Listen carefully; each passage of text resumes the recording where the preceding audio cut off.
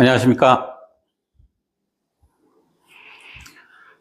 오늘 저는 대학을 갓 졸업한 졸업생과 회사를 취직한 사회초년생에게 어떻게 살아야 할까에 대해서 제 경험을 토대로 말씀을 드리고자 합니다.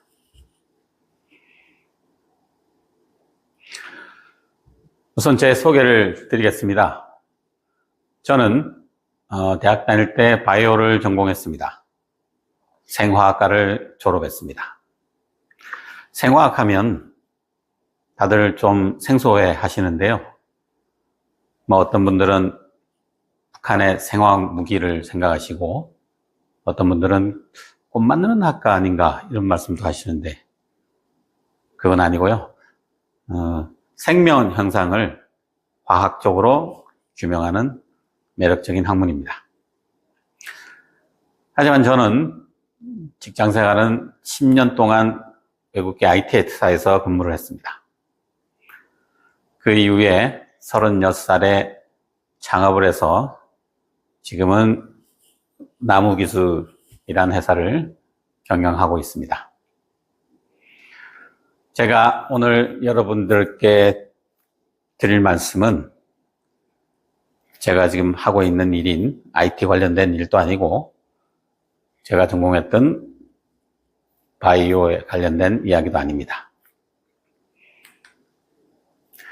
화두에 대한 말씀을 드리고자 합니다. 화두란 얘기 아시죠? 네, 불교 용어입니다. 뜻은 관심을 두어 중요하게 생각하거나 이야기하는 것. 스님들이 깨달음을 얻기 위해서 가슴에 품고 수행을 하는 이야기, 말씀이 화두입니다. 저는 불교 신자도 아니고 수행을 하는 사람도 아니니까 당연히 그쪽에 관심 있는 게 아니라 조금 더 세속적이고 삶의 방향성에 관심이 있습니다.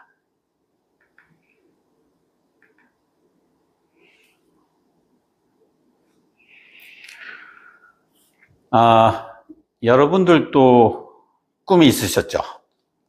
어릴 때 보통 다 꿈을 가지고 살지 않습니까? 대통령이 된다든가, 의사가 된다든가, 변호사가 된다든가, 물론 저도 있었습니다.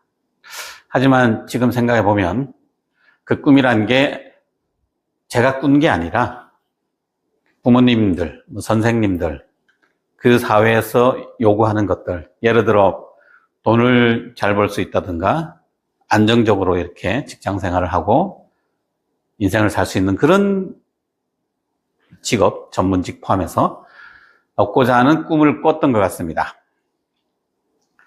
물론 저도 그런 꿈을 꾸고 대학 들어가다 보니까 대학 생활을 하면서 아무 목표 없이 그냥 딩가딩가 놀았습니다. 술 마시고 거의 친구들하고 그렇게 의미 없는 생활을 보냈던 것 같습니다.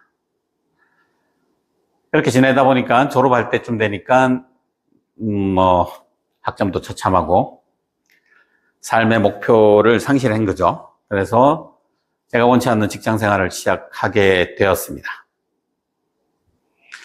하지만 그 직장 생활을 무조건 3년은 다니겠다, 이런 생각을 했던 것 같아요.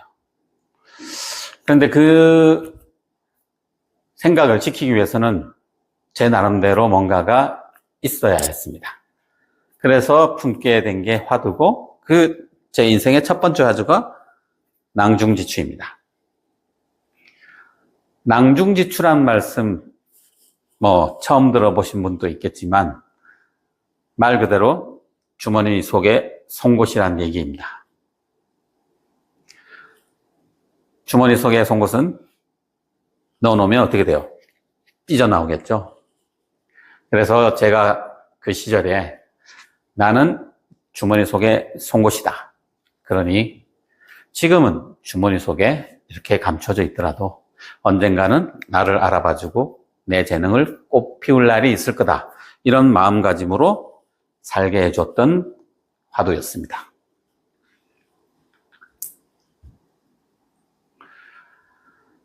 생각해보니 낭중지추에는 감춰진 미덕들이 있더라고요. 기다림의 미학이 있습니다.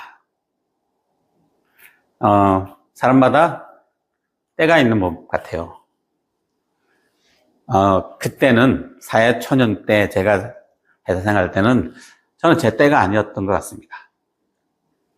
그럴 때는 기다림이 필요합니다. 어떻게 해요? 낭중지추가 되어가지고 내가 주머니 속에 송곳이 되려고 하는 그런 마음가짐으로 오롯이 기다릴 필요가 있습니다. 뭐든지 이렇게 서두르면 일을 망치기 마련이거든요. 기다릴 땐 기다릴 줄 알아야 합니다. 두 번째는 겸손함의 미덕이 있습니다. 내가 잘난 송곳이지만 주머니 속에 감춰져 있어도 괜찮다 하는 생각으로 그 시간을 보내야 됩니다. 왜냐하면 언젠가는 삐져나올 거니까 이런 자신감과 자존감으로 살아가면 됩니다. 괜히 요즘이 PR 시대라고 해서 제가 이걸 안 달래서 알리고 이럴 필요 없습니다. 제가 낭중지추가 되면 되는 겁니다. 그러면 언젠가 주변 사람들이 알아볼 겁니다.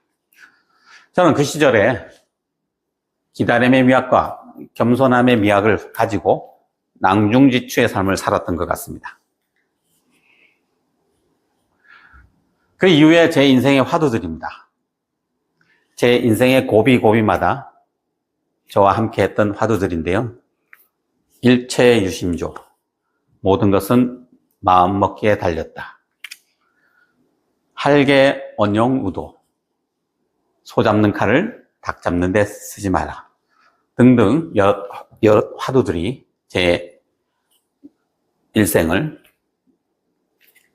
직장생활하고 그 위에 사업을 하면서 저와 함께 했던 화두들입니다. 이건희 회장의 오록을 보면요. 저는 그분의 화두였다고 생각합니다. 물론 말씀이지만 그 말씀을 보면 그분의 생각과 철학과 마음가짐 이런 것들이 보입니다. 저는 그분이 이거를 마음속에 품고 사셨다고 생각합니다. 이분은 저보다 고수이시기에 항상 이렇게 화두를 던지고 그에 대한 설명도 해주십니다. 남의 잘됨을 축복하라. 그 축복은 메아리처럼 나에게 돌아온다. 얼마나 멋진 화두입니까? 우리는 인생을 살고 있습니다. 인생을 그래프로 표현하면 이런 모양일까요? 점진적으로 산으로 성장하는 모습.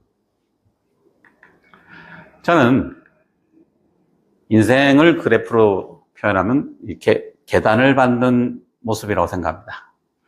한 계단 한 계단 밟아서 우리는 성취를 이루고 성공을 하는 겁니다. 그 계단을 밟는 그 평평한 때가 필요합니다. 시간이 필요하죠. 인내가 필요합니다. 물론 이때 고난도 있을 겁니다. 배우기도 합니다. 사람을 만나기도 합니다.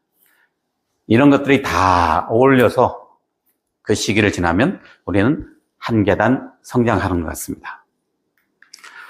제 인생의 계단을 소개하겠습니다. 이게 조금 더 리얼한 우리 삶의 계단의 모습이겠죠. 첫 직장 때부터 저는 36살 때 창업을 했습니다. 계단을 하나 밟고 올라갔죠. 그리고 나름 이제 잘 나갔습니다. 초고속 성장을 했습니다. 39살 때까지. 그 이후에 인생에 어김없이 위기가 찾아옵니다. 그래서 한번 나락으로 떨어졌는데 지금 돌이켜보면 이렇게 웃으면서 여러분들한테 얘기를 하고 있지만 그때는 정말 심각했습니다. 매일 잠을 못 이룰 정도로 심각했고 그리고 직원들 얼굴 쳐다보기도 그렇고 그리고 우리 집안도 제가 말아먹을 뻔했습니다. 네. 그런데 이런 위기를 잘 극복을 하고 운도 좋고 노력도 많이 했습니다. 그리고 또 성장을 하고 계단을 밟고 저는 이렇게 살아가고 있습니다. 그 계단마다 저는 제 인생에 앞에 보였던 화두들을 품고 살았던 것 같아요. 화두 1, 화두 2, 화두 3 이렇게 품고 그 계단을 현명하게 오르는데 굉장히 큰 도움이 되었습니다.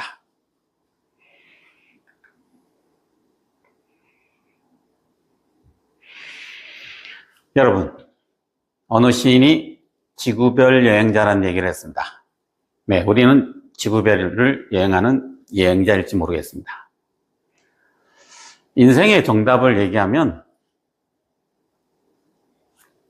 제가 생각하기에는 우리가 살고 있는 모든 사람의 삶 하나하나가 정답인 것 같습니다. 내 삶이 정답인 것처럼 살아야 된다고 저는 생각을 합니다. 그런데 우리는 고민하고 어려움을 겪고 이럴 때가 많습니다. 이럴 때 내가 가슴속에 화두를 품고 살면 제 경험상 여러분들이 아마 조금 더 문제를 단순화시키고 삶을 단순화시켜서 그 문제를 해결하고 극복하고 삶의 계단을 하나 더 밟아서 성장하는 데 도움이 될 거라고 저는 분명히 확신을 합니다. 여러분도 가슴에 화두를 품고 지구별을 여행하는 여행자가 되는 건 어떻겠습니까? 마지막으로 제가 좋아하는 아바의 노래 한 곡 듣고 마무리하겠습니다. 제목은 안단테 안단테, 느리게 천천히입니다. 여러분만의 호흡으로 느리게 천천히 인생을 설계하고 살아가십시오. 감사합니다.